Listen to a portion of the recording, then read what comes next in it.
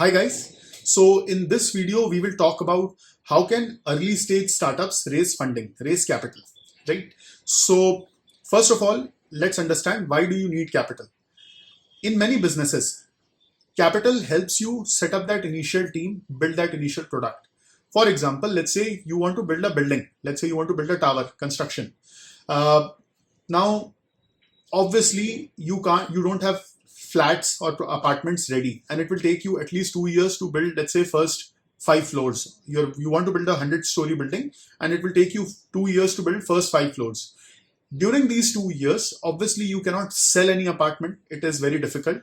But at the same time, you need money to buy the land, you need money to invest in construction material, labor, and so on and so forth, government approvals. So in these 2 years, you are actually not making money. You are a loss-making company. But then third year onwards, when you have a basic structure of the building in place, first 5 floors are ready, you can start selling that building, selling apartments from that building.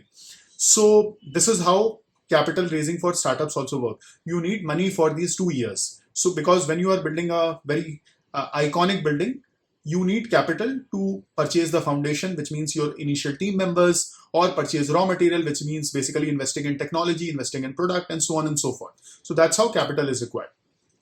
Now, why should you bootstrap versus why should you go in a funded manner? That's a question you should ask to yourself. As a founder, what type of business are you running?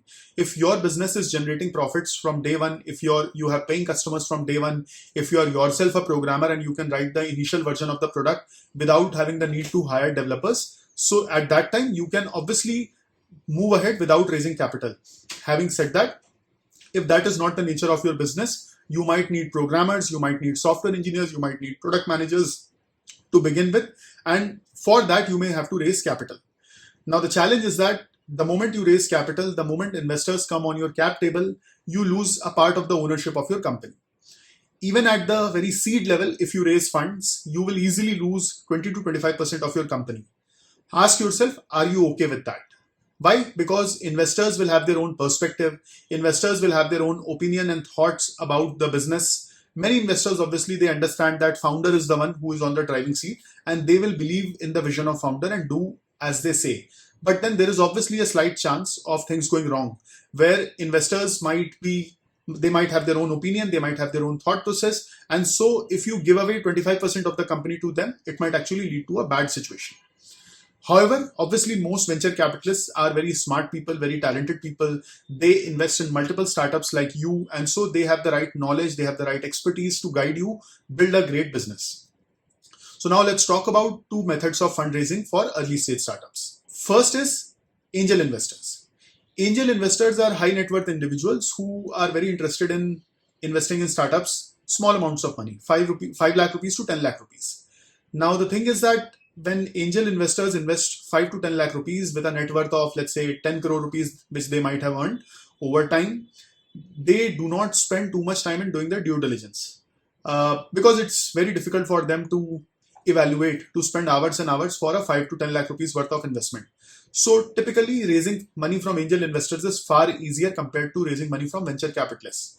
However, if you have to raise a large amount of money, so let's say you have to raise 5 crore rupees and an average ticket size is of 5 to 10 lakh rupees, which means you need 50 to 100 investors, about 50 to roughly 100 investors, and that becomes very difficult. You have to raise money from so many investors, which means you have to manage so many investors on your cap table. You have to find so many investors. You have to convince each of them. And so it becomes a time consuming process.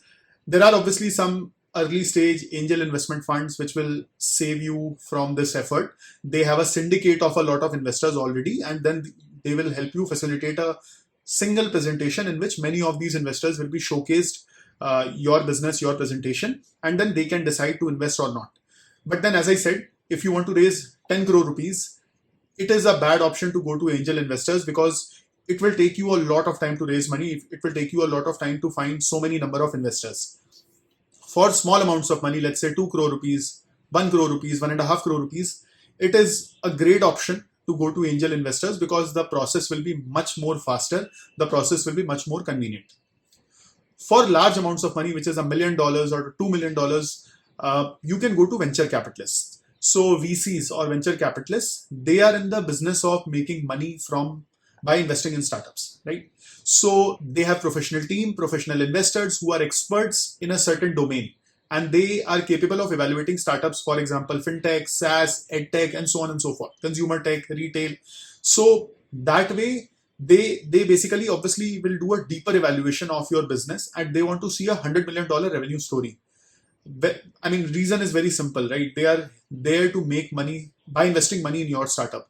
So your startup better give them a unicorn valuation. Only then they will make sizable amount of returns. See, what happens is that when these VCs, when they invest money in 10 startups, 7 of them will probably not give any returns. Many of them might fail, which means a loss. 2 of them will give average returns, not too great, but one of them will become a unicorn probably and give mega returns.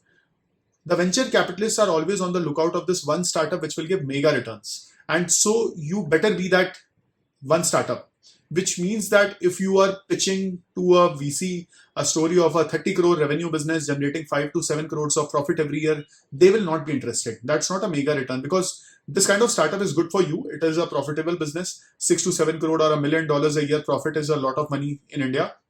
But it will not cover up for the losses which these VCs will make from the 7 startups which did not give any returns. So they are always on the lookout of that one startup which will give mega returns, which will give $1 billion valuation.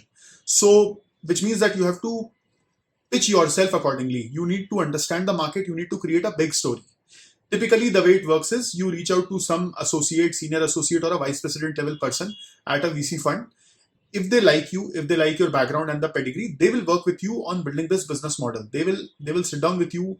They will help you figure out the big picture, and then jointly you both will pitch to the partner, which is the senior person, obviously, who will be a part of investment committee, who will approve the investment. That's how it works. And with VCs, obviously, 20 to 25% dilution in the early stages is very common. It doesn't matter what type of what is the amount of funding you ask for.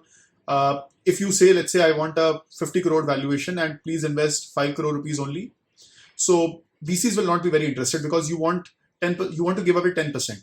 So it's better that you ask for 10 crore rupees, giving away 20% of your company, rather than asking half of it and then giving away half of it, because they would want 20 to 25% anyhow in the first round. Otherwise, it is not worth their time. So yeah, I mean, that's about fundraising. By the way, I myself bootstrapped my startup to acquisition. I did not raise any capital from any institutional investors. There were a couple of angel investors here and there, but then they were really from advisory perspective and not from monetary perspective. I didn't want money from them. I wanted their advice, their guidance and mentorship. And so they invested a small amount of money and came on the cap table. But that's about it. At Cogno, we did not raise any capital. We were a strong believer of the fact that our business is a profitable business. Our business customers pay annually in advance, and we have to pay to our employees, let's say, month on month. So that way we can always sustain, we can always remain profitable without raising capital. And I never wanted to give away control of my company. Having said that, I obviously have interacted with a lot of investors. A lot of friends are in the venture capital domain. So I understand the domain reasonably well. Like Exotel has also raised funds. So I keep on interacting with Exotel investors as well. So yeah, I hope this video gives you a perspective of how fundraising works. Choose whether you want to raise a small capital, then go with angel investors. If you want to go for a sizable amount of capital, go with venture capitalists. All the best.